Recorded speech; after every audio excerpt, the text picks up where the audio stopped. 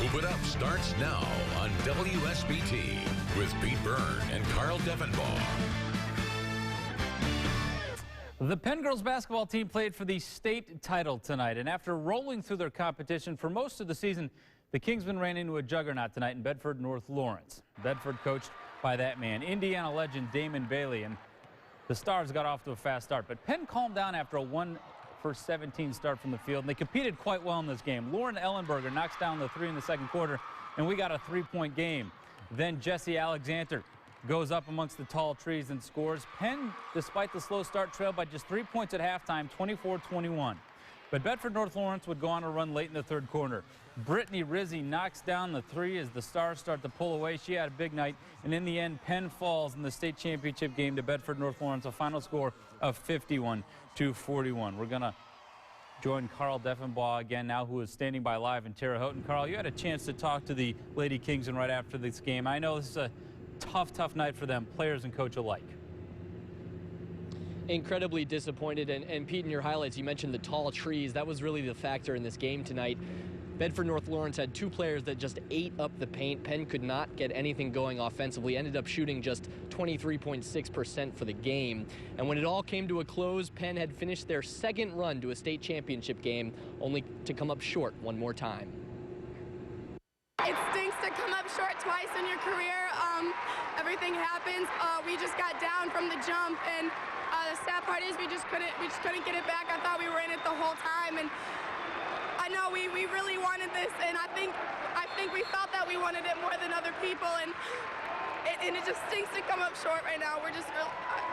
I mean, I'll never forget this for sure. I mean, the friends we have on this team are just friends that we'll have forever, and I'm just so proud of us, though. We're just going to have to take the reins and step up like they did. They were great leaders this year, and they really led this team all the way here, and we love them so much.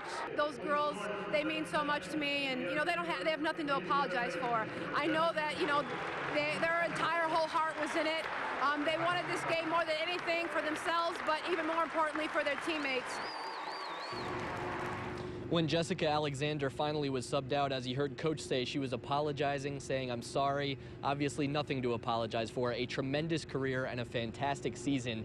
Penn lost to two teams this year, two state champions. That's because in the early game this morning, Oregon Davis clinched the Class 1A state championship with a win. Here's how that went down.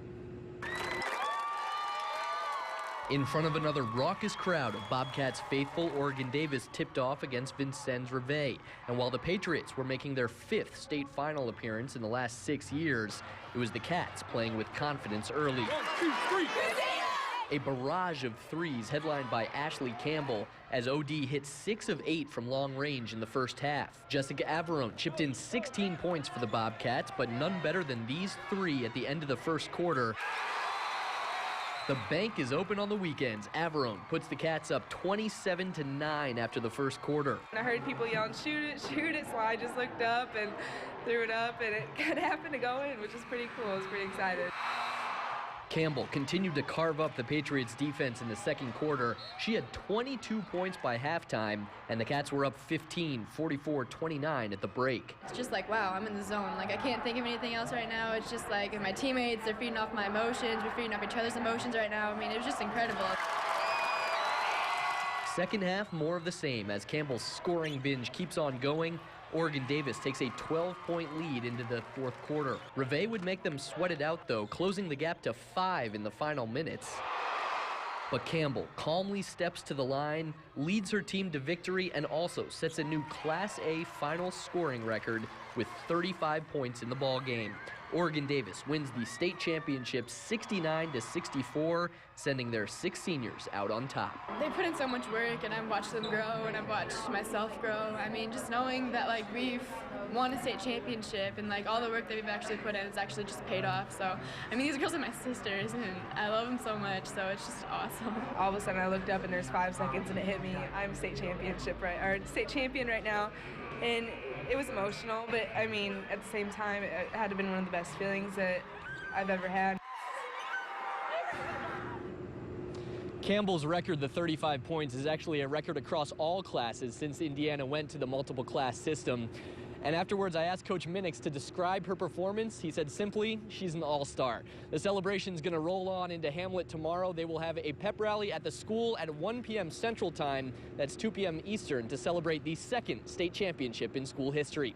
Outside the Homeland Center, Carl Deffenbaugh, WSBT Channel 22 Sports. All right, Carl, thank you very much for that report from the state championships. Now the